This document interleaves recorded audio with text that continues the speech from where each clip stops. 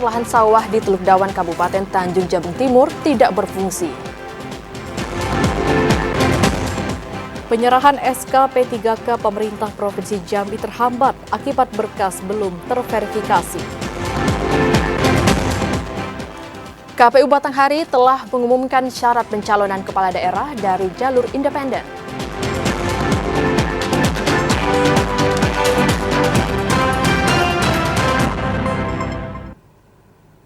Assalamualaikum warahmatullahi wabarakatuh. Terima kasih Anda masih menyaksikan Jambi hari ini, edisi Selasa 23 April 2024. Ya, selain 3 topik utama tadi, tim redaksi kami juga telah menyiapkan sejumlah informasi penting dan menarik lainnya untuk Anda. Bersama saya, Septinita. Dan saya, Karani Utari, inilah Jambi hari ini selengkapnya.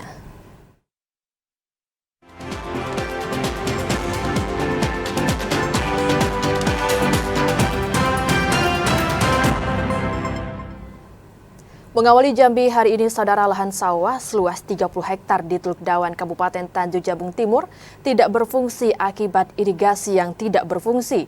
Padahal areal tersebut termasuk penyuplai beras lokal bagi ASN.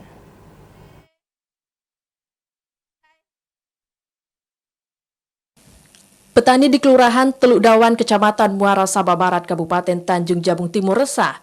Pasalnya saluran irigasi sawah tidak berfungsi. Kondisi ini membuat puluhan hektar lahan persawahan tidak bisa ditanami bibit padi. Seorang petani, Sumirat, mengatakan di Kelurahan Teluk Dawai terdapat 105 hektar lahan persawahan yang dikelola oleh kelompok tani. Sekitar 4 tahun terakhir, ada 30 hektar sawah tidak bisa ditanami padi akibat tidak berfungsinya saluran irigasi. Sebelumnya, puluhan hektar lahan ini sempat dipergunakan oleh kelompok tani usaha mandiri untuk menanam bibit padi dengan sistem penanaman tabela. Hanya saja saat umur padi baru berusia sekitar 1 minggu, benih di lahan persawahan itu terendam air dan kerap menjadi santapan hama keong mas. Akibat tidak berfungsinya saluran irigasi, padahal hasil padi dari Kelurahan Teluk Dawan merupakan salah satu penyuplai beras lokal bagi ASN di Kabupaten Tanjung Jabung Timur. Keluar kalau ini kendalanya yang aturan ini sudah ditanam semuanya, ya minimal ini berapa ini, kurang lebih 30 hektar. Para petani berharap pihak pemerintah Kabupaten Tanjung Jabung Timur dapat membersihkan saluran irigasi tersebut karena saluran air sungai yang ada di Kelurahan Teluk Dawan sudah puluhan tahun tidak pernah dibersihkan. Selain itu juga dibutuhkan normalisasi aliran sungai sepanjang 1,5 km. Klifa Patria, TVRI Jambi melaporkan. Jalan menuju 2 kecamatan di Kabupaten Merangin rusak parah. Kondisi jalan sekitar 20 km berlumpur, berlobang, dan digenangi air saat hujan turun. Warga pun terpaksa mendorong kendaraannya jika terjebak lumpur. Untuk mengetahui informasinya, kami telah terhubung dengan kontributor TVRI Jambi, Ramadan Cerbita Kasa. Selamat sore, Ramadan. Bagaimana kondisi jalan akses menuju 2 kecamatan yang rusak parah ini, Ramadan? Ya, baik. Jalan penghubung 10 desa untuk 2 kecamatan, yakni Batang Masumai dan Nalotantan di Kabupaten Merangin rusak berat. Jalan kabupaten ini berlumpur, berlubang, dan digenangi air. Jalan akses menuju ke kabupaten ini rusak sepanjang 20 km. Warga yang melewati jalan tersebut harus ekstra hati-hati, baik kendaraan roda 2 maupun roda 4. Dan warga harus keluar dari kendaraan saat kendaraan mereka terjebak di dalam lumpur. Dan tidak sedikit dari mereka yang mengalami kecelakaan karena jalan yang sangat rusak dan sulit dilalui. Menurut keterangan warga, kondisi ini telah terjadi sejak 2 pekan terakhir dan belum mendapat sentuhan perbaikan dari pemerintah sejak beberapa tahun sebelumnya. Dan kondisi jalan ini dapat saya sampaikan, beberapa dari warga ada yang mengalami kecelakaan karena akses yang sangat sulit dilalui ini. Kembali ke studio. Ya, Ramadan, kecamatan mana yang rusak parah dan bagaimana aktivitas warga saat ini? Ya, tepatnya kecamatan yang rusak parah berada di Kecamatan Batang Masumai, tepatnya di Desa Pulau Baru. Dan untuk akses jalan ini dimanfaatkan oleh warga untuk kegiatan sehari-hari seperti membawa hasil bumi. Sementara untuk kegiatan belajar mengajar di sekolah tetap normal seperti biasa, tidak terpengaruh dengan kondisi jalan yang seperti ini. Dan warga berharap kepada pihak pemerintah kabupaten menurunkan alat berat di lokasi sekitar untuk dilakukan perbaikan. Jika tidak dilakukan perbaikan, maka kondisi jalan akan semakin parah dan kondisi warga sekitar 5.000 orang akan lumpuh. Kembali ke studio. Ya, Ramadan, bagaimana pihak pemerintah menangani persoalan ini? Ya, pihak pemerintah memiliki beberapa alat berat dan telah beberapa kali melakukan rapat dengan pihak terkait, dan anggaran yang dilakukan untuk tahun ini melalui anggaran kabupaten akan dilakukan perbaikan untuk titik-titik tertentu. Tidak dilakukan secara langsung untuk keseluruhan karena anggaran yang terbatas. Hanya beberapa spot yang rusak parah yang dilakukan perbaikan oleh pihak pemerintah. Kembali. Ya, berbagai upaya dilakukan oleh pemerintah Kabupaten Merangin untuk menangani persoalan ini. Terima kasih Ramadan Cerbitakasa atas laporan Anda dan selamat bertugas kembali. Informasi lainnya, saudara, harga cabai merah di pasar tradisional Tanjung Bajure, Kota Sungai Penuh turun. Turunnya harga cabai merah karena melimpahnya pasokan dari petani. Harga cabai merah di pasar tradisional Tanjung Bajure, Kota Sungai Penuh turun. Sebelumnya, cabai merah sempat dijual dengan harga Rp80.000 per kilogram. Namun, kini turun menjadi Rp40.000 per kilogram. Turunnya harga cabai merah sudah berlangsung pasca Hari Raya Idul Fitri 1445 Hijriah. Hal ini dipicu oleh melimpahnya pasokan dari petani. Seorang pedagang, Lydia, mengatakan, meski harga cabai merah mengalami penurunan, namun berbanding terbalik dengan harga bawang merah yang justru mengalami kenaikan. Untuk harga bawang merah sebelumnya dijual dengan harga Rp25.000 per kilogram, kini naik menjadi Rp40.000 per kilogram. Harga cabai tidak terlalu naik. Itu berapa, Bu? 40 per kilo. Kalau bawang memang naik dari 25 menjadi 40. Pas mau lebaran 80, habis lebaran 80, nah sekarang 80. Turunnya harga cabai merah membuat daya beli masyarakat mengalami peningkatan. Fahlan, TVRI Jambi melaporkan. Ya, beralih ke Kabupaten Bungo, saudara, pasca Lebaran Idul Fitri 1445 Hijriah 2024, harga sejumlah kebutuhan pokok di pasar tradisional modern Muara Bungo melonjak naik. Kenaikan harga dipicu kurangnya pasokan pasca Idul Fitri. Dan untuk mengetahui informasi selengkapnya, kami telah terhubung dengan kontributor TVRI Jambi, Muhriandi. Halo, selamat sore, Muhriandi. Selamat sore. Ya, bahan pangan apa saja yang mengalami kenaikan harga di PTM Muara Bungo, Muhriandi? Baik, dapat kami sampaikan informasi kenaikan lonjakan harga sembako di pasar tradisional modern Muara Bungo. Untuk saat ini ada beberapa harga kebutuhan pokok di pasar tradisional modern yang mengalami lonjakan harga. Terutama pada saat ini harga terus cari rapat ada skala ini harga minyak goreng, baik minyak goreng curah maupun minyak goreng kemasan. Seperti minyak goreng curah untuk harga sebelumnya di harga 16.000 per kilogram, untuk saat ini naik di harga 18.000 per kilogramnya. Begitu juga untuk harga minyak goreng kemasan seperti minyak pita, minyak nus brand, serta minyak tawon, untuk sebelumnya di harga 16.000 per kilogram, sekarang naik di harga 18 hingga 19.000 per kilogram. Begitu juga untuk kebutuhan pokok, harga kebutuhan pokok lainnya seperti gula pasir juga terjadi lonjakan harga, di mana harga sebelumnya gula pasir di harga 16.000 per kilogram, sekarang naik di harga 18 hingga 19.000 per kilogramnya.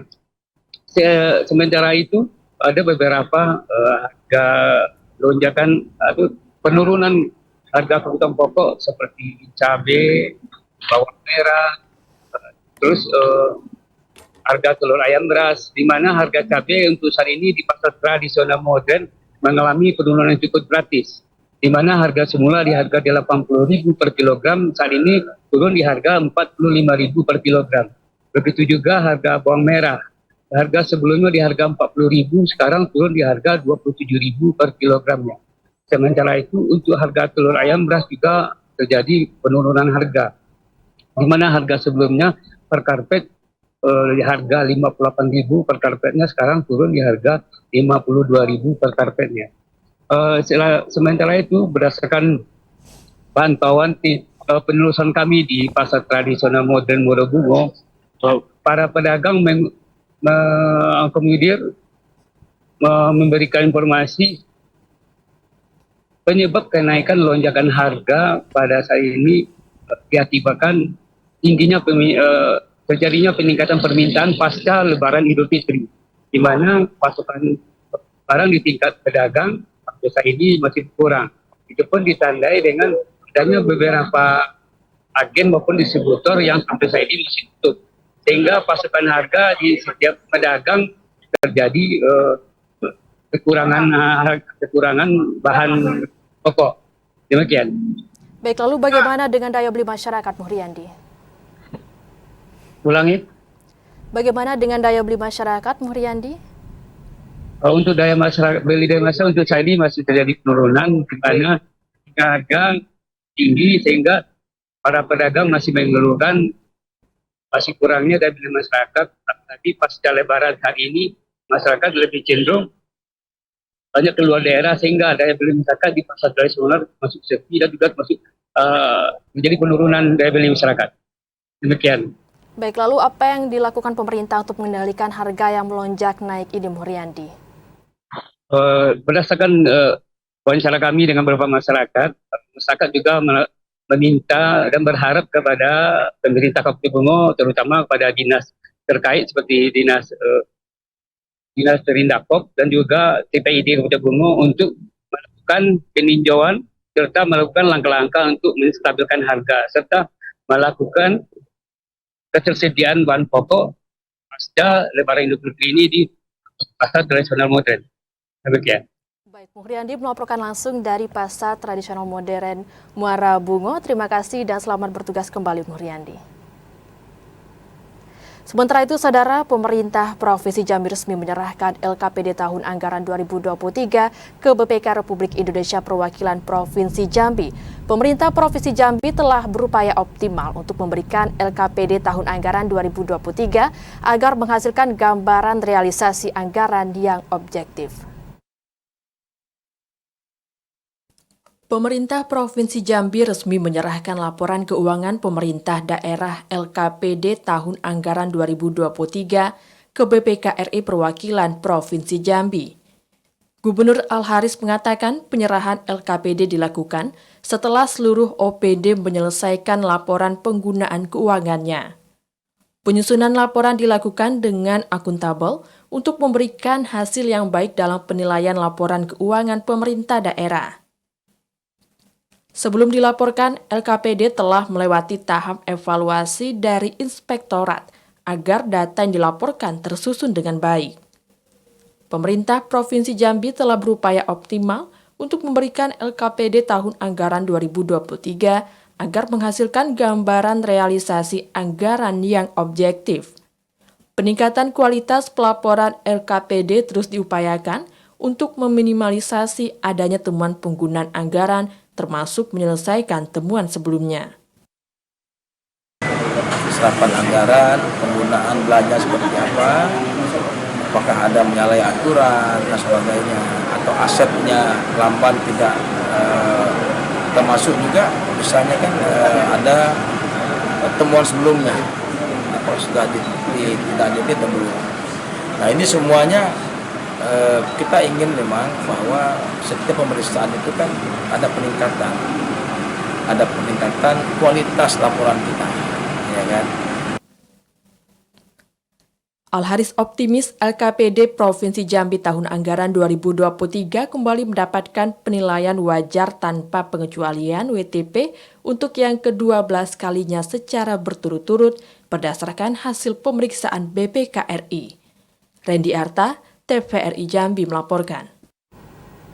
Pemerintah Provinsi Jambi belum melakukan penyerahan SK pengangkatan tenaga P3K tahun anggaran 2023. Terhambatnya penyerahan SK P3K itu karena ada 80 berkas calon P3K yang belum terverifikasi oleh Badan Kepegawaian Negara. Memasuki akhir April 2024, pemerintah Provinsi Jambi belum melakukan penyerahan surat keputusan pengangkatan untuk penerimaan pegawai pemerintah dengan perjanjian kerja SKP 3K tahun anggaran 2023. Kepala Badan Kepegawaian Daerah Provinsi Jambi, Hendrizal mengatakan, terhambatnya penyerahan SKP 3K itu karena ada 80 berkas calon P3K yang belum terverifikasi oleh BKN. BKD Provinsi Jambi telah melakukan pengiriman seluruh data calon P3K yang sebelumnya telah dinyatakan lulus pada tahapan penerimaan sejak Februari lalu. Banyaknya jumlah formasi penerimaan P3K pemerintah provinsi tahun 2023 dinilai menjadi penyebab keterlambatan verifikasi yang juga berbarengan dengan seluruh daerah dan kementerian. 80 berkas calon P3K yang belum terverifikasi ini terdata berasal dari formasi guru dan tenaga teknis. Sementara untuk formasi tenaga kesehatan, seluruhnya telah selesai. Pemerintah Provinsi Jambi akan melakukan penyerahan SK pengangkatan P3K secara serentak setelah seluruh tahapan verifikasi BKN selesai. Penyerahan SK P3K untuk Provinsi Jambi, kita sudah mengusulkan ke BKN itu kurang lebih sudah sekitar 2 bulan yang lalu. Dari jumlah 1.922 P3K yang akan diangkat pada tahun 2023 ini, informasi yang kami terima kemarin dari BKN itu masih ada sekitar 80 lagi P3K itu yang belum selesai verifikasi. Artinya apabila itu selesai nanti, insya Allah sesegera mungkin akan kami serahkan kepada bersangkutan. Target kami kemarin itu di bulan 4 ini sudah terhitung 1 April.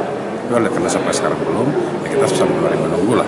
Dan kami juga sudah berkoordinasi ke sana, masih ada yang belum selesai verifikasi. Verifikasi itu artinya ada bahan-bahan mungkin yang belum terlengkapi.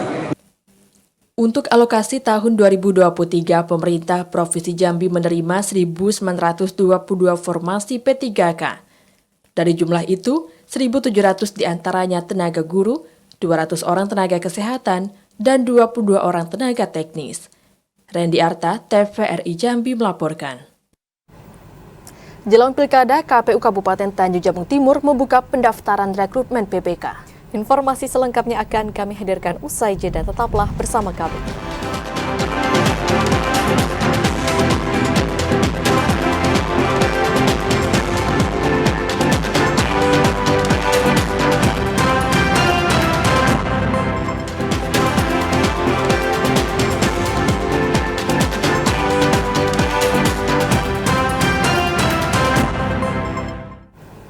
Terima kasih Anda masih menyaksikan Jambi hari ini. Saudara, jelang Pilkada 2024, KPU Batanghari telah mengumumkan syarat pencalonan kepala daerah dari jalur independen harus mendapat dukungan 10% dari jumlah daftar pemilih tetap atau DPT sebesar 222.203 orang. Tahapan Pilkada 2024 di Kabupaten Batanghari mulai bergulir. Salah satu dengan mengumumkan syarat pendaftaran bakal calon Bupati Batanghari dari jalur independen atau perseorangan. Setiap bakal calon diharuskan mendapatkan jumlah dukungan minimal 10% dari daftar pemilih tetap yang ada di Batanghari 222.203 orang. Ketua KPU Batanghari Ahmad Halim mengatakan, dukungan tersebut dapat dibuktikan dengan dokumen kependudukan atau KTP mencapai 22.221 jiwa. Proses pengumuman terhadap bakal calon perseorangan itu telah berjalan sejak 5 April 2024 lalu dengan minimal dukungan yang didapat tersebar di 5 kecamatan. Bupati dan Bupati untuk jalur persorangan itu harus mendapat syarat minimal sebaran dukungan bakal pasangan calon itu sebanyak 22.221. Syarat administrasi dari dukungan tersebut akan dilakukan verifikasi oleh pihak KPU sebelum penetapan memenuhi syarat ataupun tidak memenuhi syarat dari bakal calon kepala daerah.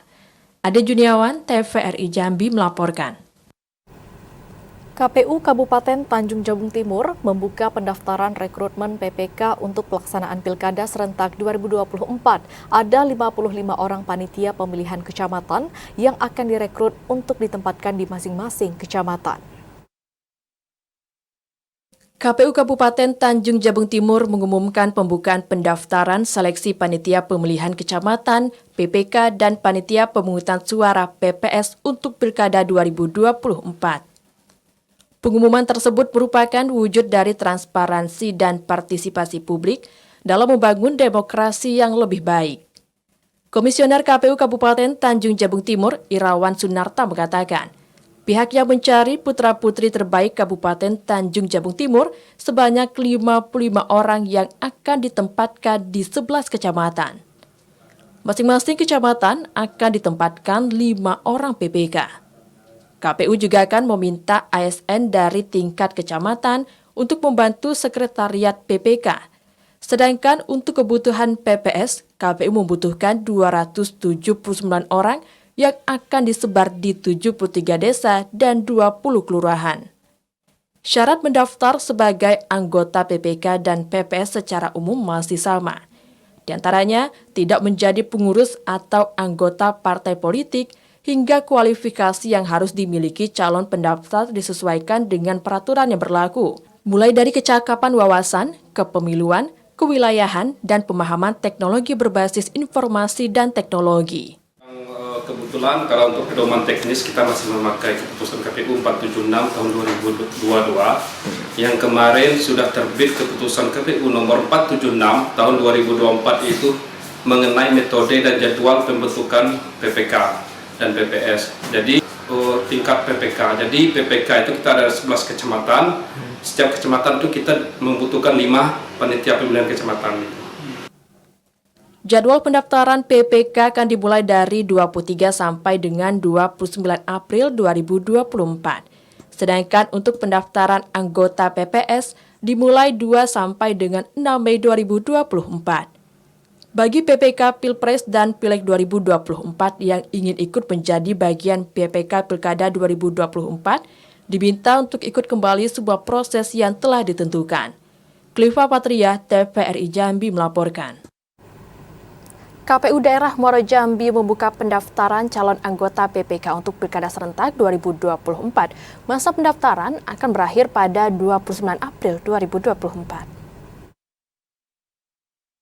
Komisi Pemilihan Umum Kabupaten Muaro Jambi resmi membuka pendaftaran panitia pemilihan kecamatan. Pendaftaran PPK dimulai hari ini 23 sampai dengan 29 April 2024.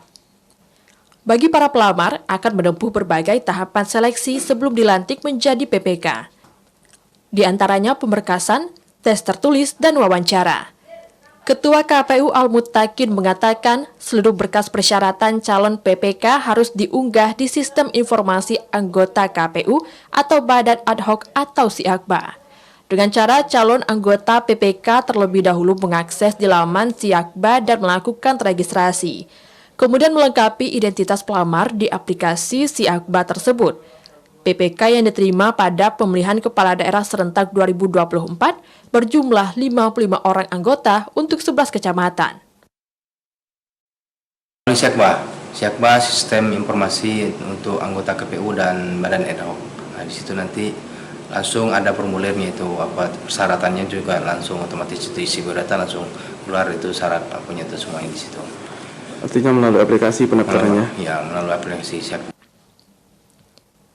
KPU Muaro Jambi mengajak masyarakat untuk berkontribusi pada penyelenggaraan Pilkada 2024 dengan menjadi bagian dari penyelenggara pemilu.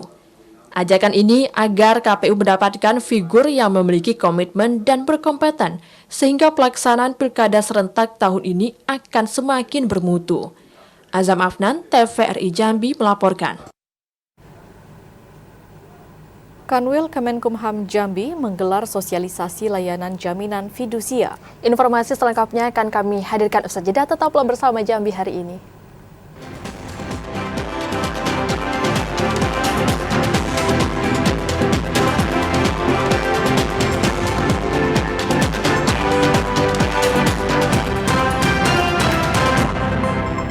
Terima kasih saudara Anda masih bersama kami di Jambi hari ini dalam segmen advertorial. Wakil Bupati Bungo Safruddin Dwi Aprianto menghadiri halal bihalal dengan Orda Ijmi Bungo. Selain untuk meningkatkan tali silaturahmi, halal bihalal itu juga diharapkan dapat menjalin kebersamaan antara organisasi daerah dengan pemerintah Kabupaten Bungo. Masih dalam suasana Idul Fitri 1445 Hijriah, Wakil Bupati Bungo Safruddin Dwi Aprianto menghadiri halal bihalal yang diselenggarakan Organisasi Daerah Ikatan Cendekiawan Muslim Indonesia Orda Ijmi Bungo. Safruddin Dwi Aprianto mengatakan, bagi masyarakat Indonesia, halal bihalal Idul Fitri telah menjadi tradisi yang dilakukan setelah momentum puasa Ramadan.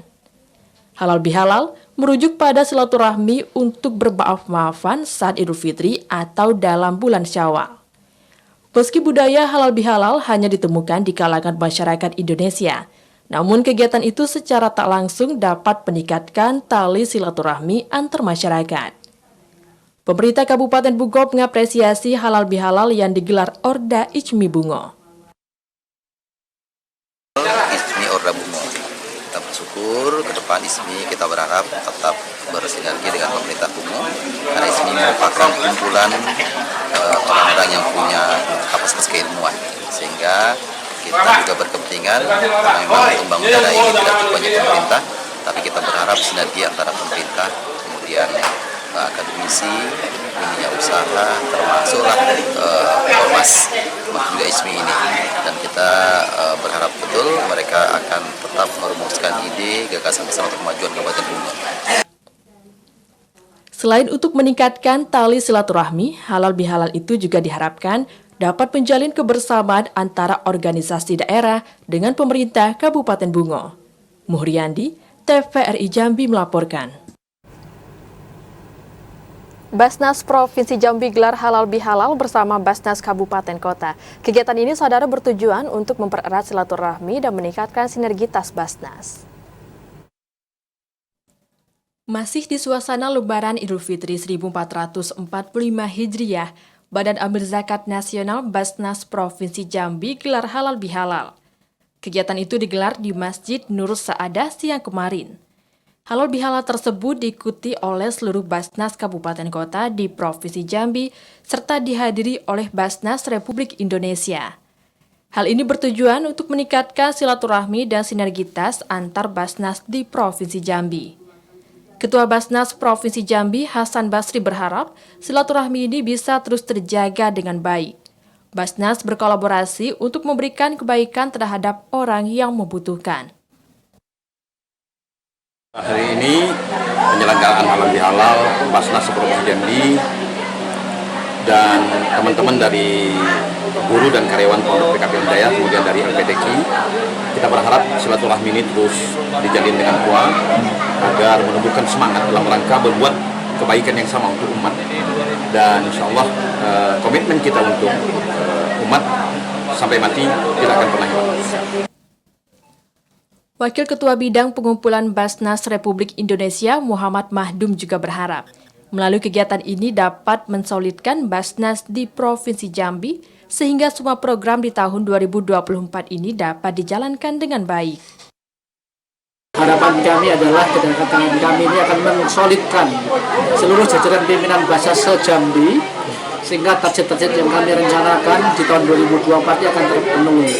Sehingga Basnas Jambi benar-benar menjadi fasilitator zakat untuk mustahik dan untuk para muzaki. Ketua Basnas Provinsi Jambi Hasan Basri juga mengatakan pihaknya akan terus menyalurkan zakat yang tepat sasaran sehingga membantu mustahik dan membuat muzaki bahagia. Joko TVRI Jambi melaporkan. Wakil Bupati Bungo Safrudin Dwi Aprianto menutup MTQ ke-9 tingkat Dusun Babeko, Kecamatan Batin 2 Babeko. Selain untuk meningkatkan minat baca Al-Quran bagi generasi muda, pelaksanaan MTQ itu juga diharapkan dapat memunculkan calon qori dan qoriah muda. Wakil Bupati Bungo Safrudin Dwi Aprianto resmi menutup pelaksanaan Musabakoh Tilawatil Quran MTQ ke-9 tahun 2024 tingkat Dusun Babeko, Kecamatan Batin 2 Babeko. Safrudin Dwi Aprianto mengatakan pemerintah Kabupaten Bungo mengapresiasi kegiatan MTQ tingkat dusun yang dilaksanakan selama 3 hari itu. MTQ tingkat dusun itu terlaksana karena adanya sinergi antara BPD, Datuk Rio atau Kepala Desa dengan seluruh tokoh masyarakat. Selain untuk meningkatkan minat baca Al-Quran bagi generasi muda, pelaksanaan MTQ itu juga diharapkan dapat memunculkan calon qori dan qoriah muda. Terima kasih kepada pemerintah Dusun Babeko dan seluruh jajaran BPD, kemudian juga pimpinan pondok pesantren, tentu juga dukungan dari pemerintah kecamatan, para ulama yang melaksanakan MTQ ini. Nampaknya inilah luar biasa, meriah. Boleh kita beri aplaus. Acara ini tidak mungkin bisa kita laksanakan kecuali dengan kebersamaan. MTQ tingkat Dusun Babeko, Kecamatan Batin 2 Babeko ini diikuti 200 peserta yang terdiri dari 8 RT. MTQ ini memperebutkan juara di 12 cabang yang diperlombakan. Penutupan MTQ tingkat Dusun Babeko ditandai penyerahan piala bergilir oleh Wakil Bupati Bungo kepada juara umum RT 07 Dusun Babeko, Kecamatan Batin 2 Babeko. Muhriandi, TVRI Jambi melaporkan. Pihak kantor wilayah Kemenkumham menggelar sosialisasi layanan jaminan fidusia. Kegiatan ini dilaksanakan guna memberikan pemahaman kepada masyarakat mengenai jaminan fidusia dan meminimalisasi terjadinya permasalahan hukum di bidang jaminan fidusia di tengah masyarakat. Pihak kantor wilayah Kementerian Hukum dan HAM Jambi menggelar sosialisasi layanan fidusia di salah satu hotel di Kota Jambi Selasa siang. Kegiatan yang dilaksanakan guna memberikan pemahaman langsung apa itu layanan jaminan fidusia kepada sejumlah perwakilan penegak hukum, perwakilan perbankan, notaris, dan finance di Provinsi Jambi. Kepala Divisi Pelayanan Hukum dan HAM Kanwil Kemenkumham Jambi, Toman Pasaribu mengatakan, dengan dilaksanakan kegiatan ini, diharapkan para peserta dapat lebih memahami apa itu layanan jaminan fidusia serta penguatan perlindungan hukum jaminan fidusia bagi masyarakat. Sementara itu, analisis hukum muda Direktorat Jenderal Administrasi Hukum Umum Penanggung Jawab Substansi Jaminan Fidusia Enda Widyaningsi mengharapkan dengan dilaksanakan sosialisasi ini, para peserta lebih memahami apa itu jaminan fidusia, hingga dapat ikut serta mensosialisasikan dan mengimplementasikan jaminan fidusia. Oke, baik. Terima kasih. Jadi tujuan dilaksanakan kegiatan sosialisasi fidusia ini adalah untuk meningkatkan pemahaman kepada masyarakat. Tentunya undang-undang mengamanatkan di tahun 1999 hingga sekarang itu ternyata pemahaman masyarakat itu terhadap fidusia itu sendiri belum begitu paham ya. Sebenarnya kalau fidusia sendiri harusnya sudah dipahami ya oleh masyarakat ya. Kalau pengertian mendasarnya itu kan penjaminan berdasarkan kepercayaan terkait dengan benda bergerak baik berwujud maupun tidak berwujud, di mana benda itu dikuasai sendiri oleh si pemberi fidusia. Artinya benda itu tidak kalau kita misalnya meminjam gitu ya, dalam secara umum kan kita melakukan peminjaman itu maka bendanya kan dipegang oleh kreditur. Nah, istimewanya dari fidusia ini si pemberi fidusia itu tetap bisa memberdayakan benda objek jaminan benda bergerak tadi untuk tetap dipergunakan. Jadi ini menjadi hal yang istimewa di sini. Berdasarkan Undang-Undang Nomor 42 Tahun 1999, fidusia ini merupakan pengalihan hak kepemilikan suatu benda atas dasar kepercayaan dengan ketentuan bahwa benda yang kepemilikannya dialihkan tersebut tetap dalam penguasaan pemilik benda. Sementara itu, Kantor Wilayah Kementerian Hukum dan HAM Jambi mengimbau masyarakat atau penerima fidusia untuk menjalankan kewajiban pembayaran objek jaminan fidusia. Dengan melaksanakan kewajiban itu, permasalahan hukum di bidang jaminan fidusia semakin berkurang. Asyar TVRI Jambi melaporkan. Rapat paripurna pertanggungjawaban kinerja Bupati Tebo tahun anggaran 2024 disetujui anggota Dewan. Namun ada beberapa catatan dari fraksi DPRD Tebo terhadap para OPD lingkup pemerintah Kabupaten Tebo.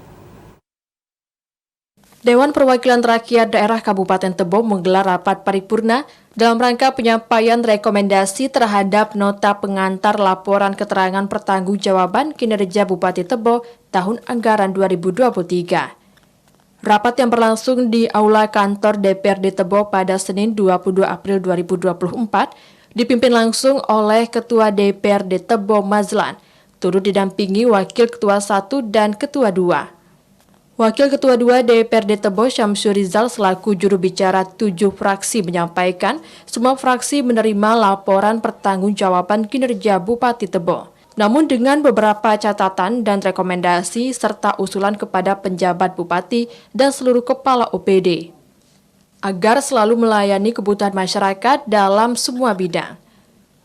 PJ Bupati Tebo, Varial Adi Putra dalam sambutannya juga mengucapkan terima kasih serta memohon kerjasama ke depan guna membangun Kabupaten Tebo. PJ Bupati Tebo juga menegaskan akan segera menindaklanjuti semua usulan dan saran dari DPRD Kabupaten Tebo. Di sini kan artinya inilah dinamika politik ya, artinya teman-teman DPRD begitu concern mengartikan kita di pemerintahan ini dan kami pun bersyukur artinya teman-teman di DPRD sangat melihat bahwa pemerintahan fungsi sebagai fungsi mereka di DPRD itu berfungsi itu artinya kita juga harus menyikapi itu dengan baik. Sementara itu, Ketua DPRD Tebo Mazlan berharap rekomendasi yang diberikan tidak sebatas seremonial saja, tapi menyesuaikan rujukan undang-undang, rekomendasi DPR ini harus menjadi perhatian serius.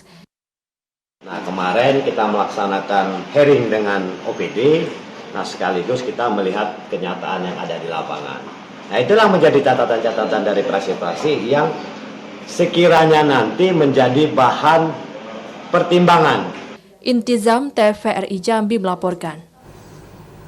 Saudara, usai jeda kami akan kembali dengan sejumlah informasi lainnya. Di antaranya di Treskrimsus Polda Jambi dalami kasus pencurian modus tab BBM Pertamina oleh sopir PT El Nusa.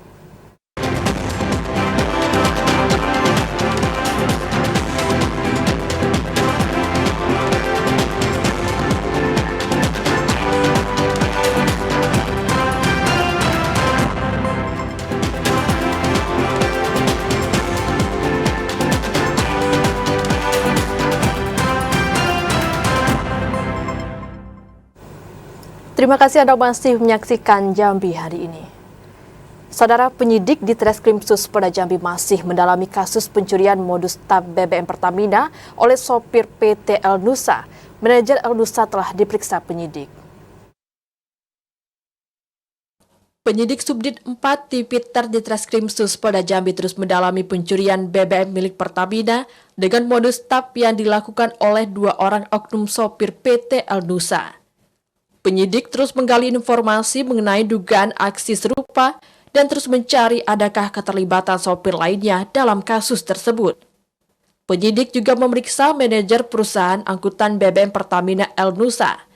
Selain itu, penyidik juga sudah menyerahkan berkas perkara pelaku ke kejaksaan. Polisi juga terus bergerak cepat agar proses penyidikan tidak mengganggu pendistribusian BBM ke SPBU-SPBU. Sementara itu, polisi memberikan keringanan barang bukti 2 mobil angkutan tersebut untuk pinjam pakai. Ya, untuk perkara itu yang di Treskrimsus terus melakukan upaya penyidikan dan saat sekarang ini untuk perkara sudah tahap 1 menunggu dari petunjuk dari kejaksaan untuk apa yang perlu dilengkapi oleh pihak kepolisian. Subdit 4 Tipiter Ditreskrim Sus Polda Jambi mengungkap kasus pencurian bahan bakar minyak milik Pertamina dengan modus kencing. Dari pengungkapan itu, polisi mengamankan 3 orang tersangka berinisial IP dan AC warga Kota Jambi dan AS warga Kabupaten Batanghari. IP dan AC merupakan sopir angkutan BBM jenis solar yang akan dibawa ke salah satu SPBU di Kabupaten Bungo. Namun, saat tiba di kawasan Kabupaten Batanghari, kedua angkutan ini mengeluarkan sebagian isinya di gudang milik AS hingga tidak melebihi ambang batas toleransi pengangkutan. Dari hasil pengungkapan ini, polisi menyita 2 unit truk Pertamina, 23 dirigen berisi 851 liter BBM solar, dan sejumlah barang bukti lainnya yang digunakan pelaku untuk mencuri. Ari Haryono, TVRI Jambi melaporkan. Berkas perkara dan tersangka kasus pengrusak kantor gubernur dilimpahkan ke Jaksa Penuntut Umum Kejati Jambi. Penyerahan berkas perkara ini guna mempercepat proses persidangan kasus tersebut. Berkas perkara kasus pengrusakan sejumlah fasilitas kantor Gubernur Jambi dilimpah ke Jaksa Penuntut Umum Kejati Jambi.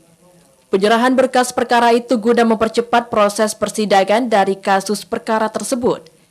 Kasipenkum Kejati Jambi, Leksi Fataradi mengatakan, berkas dan seorang tersangka bernama Sasi Kusworo, seorang tersangka pengrusakan kantor gubernur telah dilimpah ke Kejati Jambi. Jaksa Penuntut Umum akan menyiapkan berkas perkara itu sebelum diserahkan ke Pengadilan Negeri Jambi untuk menjalani proses persidangan. Saat ini tersangka telah dititipkan sementara di Lapas Kelas 2A Jambi. Kejaksaan Tinggi Jambi telah menerima tersangka dan barang bukti atau tahap 2 untuk satu tersangka yaitu Sasi Kusworo bin Suhemi. Dalam perkara ini tersangka Sasi Kusworo diduga melanggar pasal 170 ayat 1 ke 1 KUH pidana yang diancam 5 tahun 6 bulan, di mana si tersangka Sasi Kusworo ini dengan sengaja dan terang-terangan bersama-sama menggunakan kekerasan terhadap orang ataupun barang. Sebelumnya, puluhan sopir batubara menggelar unjuk rasa di depan kantor gubernur. Mereka meminta adanya kebijakan pemerintah untuk kembali membuka tambang batubara dan dapat kembali beraktivitas seperti biasa. Namun, aksi tersebut berujung anarkis hingga mengakibatkan sejumlah fasilitas kantor Gubernur Jambi rusak akibat dilempari batu oleh para pengunjuk rasa. Aisyar, TVRI Jambi melaporkan. 2 orang perampok di Kabupaten Muaro Jambi berhasil digagalkan. Kedua pelaku saat beraksi ketahuan oleh korban. Seorang pelaku berhasil diamankan kepolisian. Aman. Inilah rekaman video yang menampilkan uang puluhan juta yang dihamburkan di badan jalan lintas Jambi Sabak oleh 2 orang pelaku perampokan. Pelaku mengambil uang saat korban berhenti di salah satu rumah makan di Desa Baru, Kecamatan Marosebo, Kabupaten Muaro Jambi. Kedua pelaku telah mengintai korban sejak keluar dari salah satu bank di Kota Jambi dan menunggu korban lengah untuk langsung mengambil uang yang disimpan di bawah jok mobil milik korban. Beruntung di lokasi kejadian ada personel kepolisian. Seorang pelaku Suwandi berhasil ditangkap serta diamankan di Polsek Marosebo. Pelaku lainnya bernama Japar akan dilakukan pengejaran. Pihak kepolisian mengaku telah mendapatkan identitas pelaku yang berhasil kabur. Kapolsek Marosebo Ibtu Wiwi Utomo mengatakan tidak ada uang yang berhasil diambil oleh pelaku. Total uang milik korban yang merupakan warga Tanjung Jabung Timur mencapai 250 juta rupiah. Diamankan saat ini yang dilakukan oleh pelaku 250, namun pada saat kejadian uang itu dibuyarkan.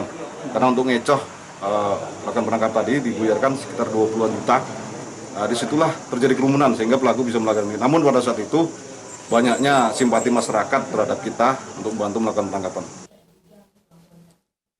Atas perbuatannya, pelaku dikenakan pasal 365 KUHP dengan ancaman kurungan penjara maksimal 12 tahun. Azam Afnan, TVRI Jambi melaporkan. Pencurian di rumah ibadah kembali terjadi di kota Jambi. Seorang wanita menggasak karpet masjid setelah gagal mendapatkan kotak amal. Setelah diantar tukang ojek, wanita menggunakan masker ini dengan santai masuk ke Masjid Al-Muhajirin di Kelurahan Tanjung Pinang, Kecamatan Jambi Timur, Kota Jambi. Bukan untuk beribadah, wanita ini ternyata nekat mencuri di masjid yang berada di kawasan pasar. Setelah sempat menggeledah lemari dan mendapati kotak amal yang kosong, wanita ini justru menggasak karpet alas sajadah. Setelah itu, perempuan ini kemudian meninggalkan masjid dengan berjalan kaki. Pencurian yang terekam kamera pengawas CCTV ini viral di media sosial. Pengurus masjid mengaku pencurian di masjid ini sudah berulang kali terjadi, namun pihaknya enggan membuat laporan ke polisi. Dari luar, tukang ojek, tukang antar ya. Balik lagi dia langsung lari dia. Dicek lagi kan, lupa dia berejo. Semuanya lemari depan itu dibuka semua, dibongkar ya. Tidak ada yang dimbiknya. Kotak wakaf itu dimbiknya juga. Ditaruh lagi isi ada. Udahlah, lupa yang ini yang hilang. Cuma ambal. Ambal bayi yang hilangnya. Dia perempuan bang ya? Iya, rambut perang. Itu sendirian atau? Sendirian. Untuk keamanan, pihak masjid bakal kembali menambah jumlah CCTV. Namun pengurus Masjid Al-Muhajirin tetap membuka masjid setiap waktu untuk umat Islam beribadah ataupun hanya sekedar beristirahat. Pencurian di Masjid Al-Muhajirin ini menambah rentetan aksi pencurian di rumah ibadah di Kota Jambi. Ari Haryono, TVRI Jambi melaporkan. Dan saudara, informasi tadi sekaligus menutup perjumpaan kita di Jambi hari ini. Terima kasih atas perhatian dan kebersamaan Anda. Saya Septinita. Dan saya Kerani Utari bersama kerabat kerja yang bertugas pamit undur diri. Wassalamualaikum warahmatullahi wabarakatuh dan sampai jumpa.